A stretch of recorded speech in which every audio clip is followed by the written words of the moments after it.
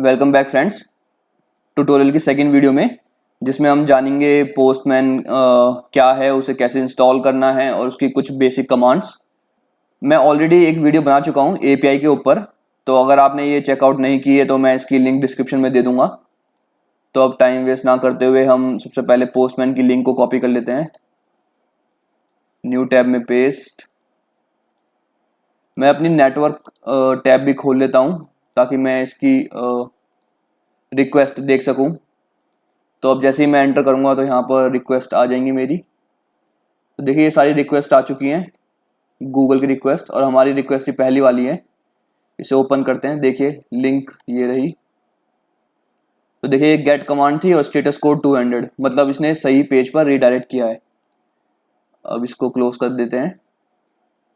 देखिए पोस्टमैन एक टूल है, मतलब जिसमें हम अपनी एपीआई को टेस्ट करेंगे।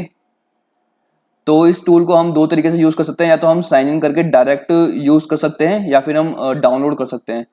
तो आप इन दोनों में से कोई सा भी ऑप्शन चूज कर सकते हैं। मैं डाउनलोड कर लेता हूं। तो यहाँ पर हमारा सेटअप डाउनलोड हो चुका है, अब इसे इंस्टॉल करते हैं।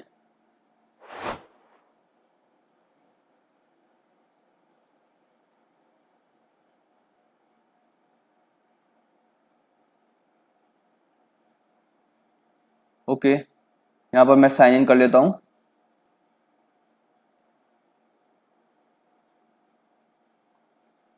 गूगल से इसको टिक करके ओपन पोस्टमैन कर देते हैं। ठीक है, तो जब पोस्टमैन में लॉगिन हो जाएगा तो ये हमारा फर्स्ट इंटरफेस है। अब हमें सबसे पहले इसमें एक वर्क स्पेस क्रिएट करना है। वर्क स्पेस को आप एक तरीके से प्रोजेक्ट मान सकते हैं, जैसे हम सेलेनियम में प्रोजेक्ट बनाते हैं तो ऐसे यहाँ पर हम वर्क स्पेस बनाते हैं। तो क्रिएट वर्क स्पेस, यहाँ पर वर्क स्पेस का नाम डालना होगा। यहाँ पर टीम नहीं, अभी हमें पर्सनल यूज करना है।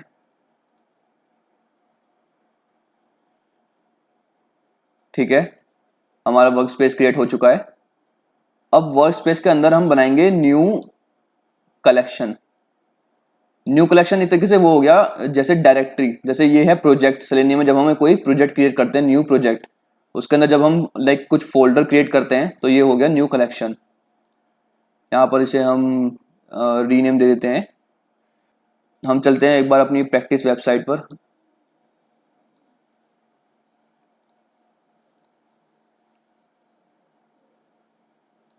इसको मैं इसी को ही नाम दे देता हूँ।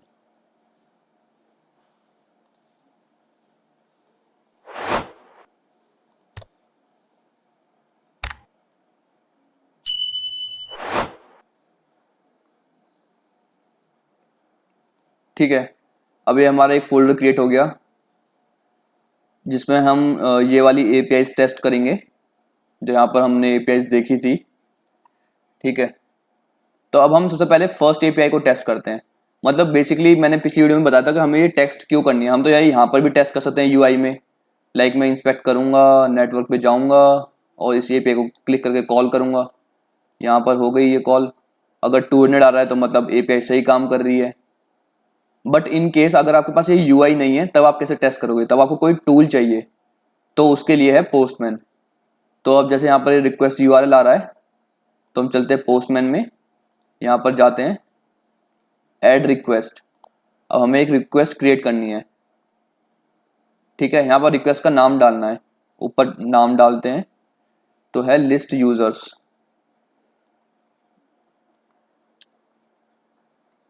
ठीक है, लिस्ट यूजर्स। ये यहाँ पर मेथड्स हैं कि कौन सा मेथड हमें सिलेक्ट करना है। तो हमें मेथड अभी सिलेक्ट करना है गेट, गेट मेथड। तो यहाँ पर गेट है और यहाँ पर हम रिक्वेस्ट यूआरएल डालते हैं। कौन सी रिक्वेस्ट यूआरएल? ये वाली जो नीचे दी हुई है। तो इसके लिए पहले ये है और फिर उसका एंड पॉइंट, एंड पॉइंट है ये।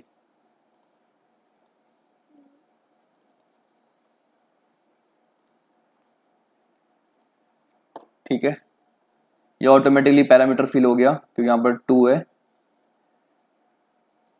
अब हम इसे सेव करते हैं। अब हमारी रिक्वेस्ट रेडी है, मतलब मेथड भी डाल दिया और हमें यूआरएल भी डाल दी। अब अगर हम सेंड पे क्लिक करेंगे तो हम लाइक रिक्वेस्ट भेज देंगे। ठीक है, तो अब कैसे पता चलेगा? देखिए रिस्पॉन्स यहाँ पर आ गया, तो यहाँ पर स्टेटस कोड आ गया कि 200 स्टेटस कोड है। इसका मतलब हमारी जो हमने रिक्वेस्ट करी है उसका रिस्पॉन्स लाइक करेक्ट है।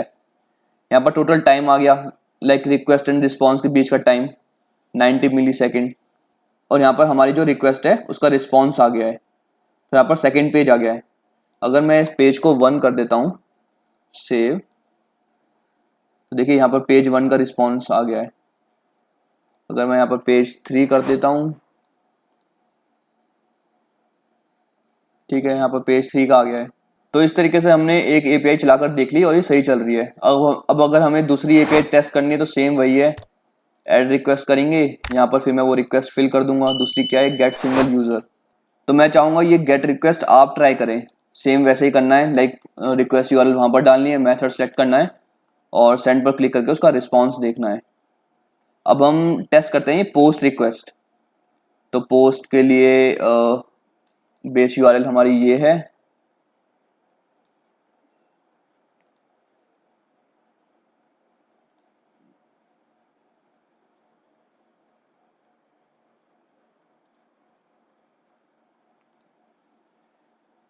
ठीक है, ये पोस्ट है, इसकी बेस यूआरएल और एंड पॉइंट है एपीआई यूजर्स।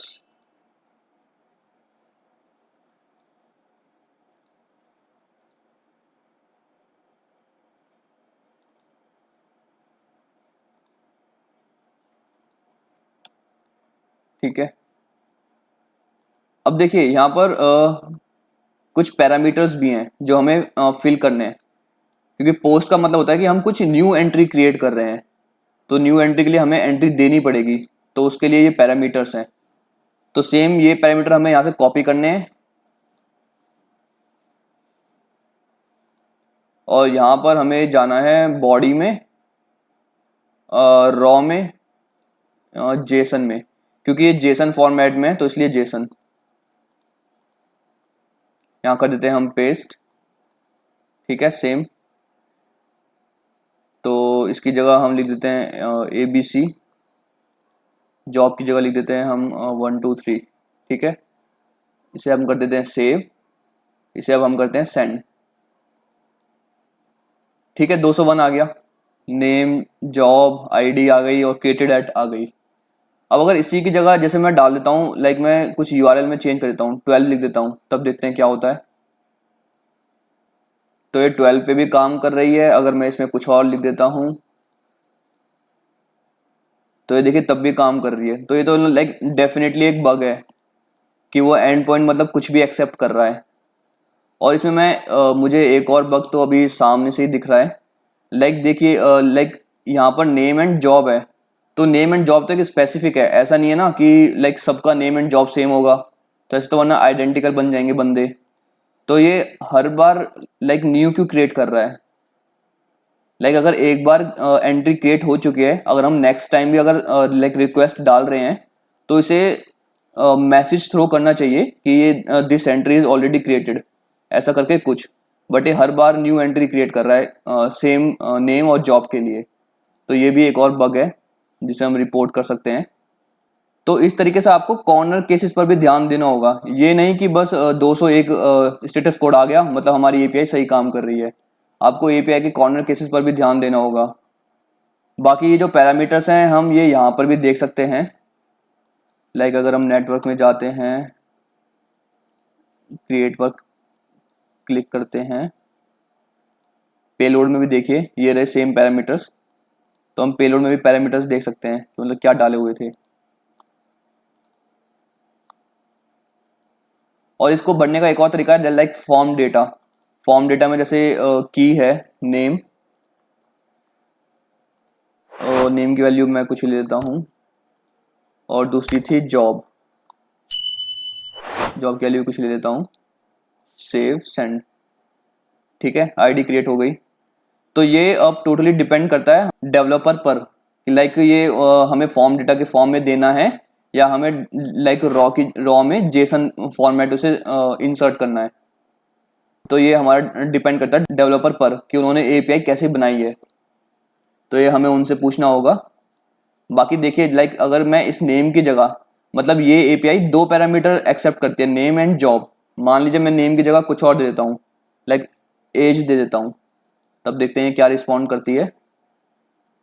देखिए अभी भी 201 दे रही है, जबकि ये पैरामीटर हमारी इस एपीआई में था ही नहीं।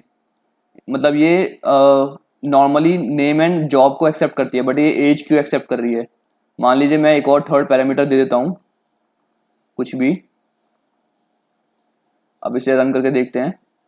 तो देखिए अभी भी आईडी क्रिएट हो रही है, मतलब न्यू एंट्री क्रिएट हो रही है। तो ये एक और बग है कि वो मतलब एक तो एक्स्ट्रा पैरामीटर्स एक्सेप्ट कर रही है और रॉन्ग पैरामीटर्स भी एक्सेप्ट कर रही है। तो इस तरीके से आपको एपीआई के कॉर्नर केसेस पर भी ध्यान देने होंगे। बाकी अब हम एक अपडेट तो अब आप भी लाइक चला सकते हैं। सेम डिलीट है मेथड, डिलीट है इसने, मतलब इसका मतलब है कि ये सेकंड यूजर को डिलीट कर रहा है। ठीक है, हम डिलीट एक बार चेक कर लेते हैं। मुझे तो लग रहा है सेम है, API users too, API users. ठीक है, तो देखिए मैं यहाँ पर क्लिक करके इसका डुप्लीकेट बना देता हूँ। ठीक है, डुप्लीकेट का मैं नाम चेंज कर देता हूँ,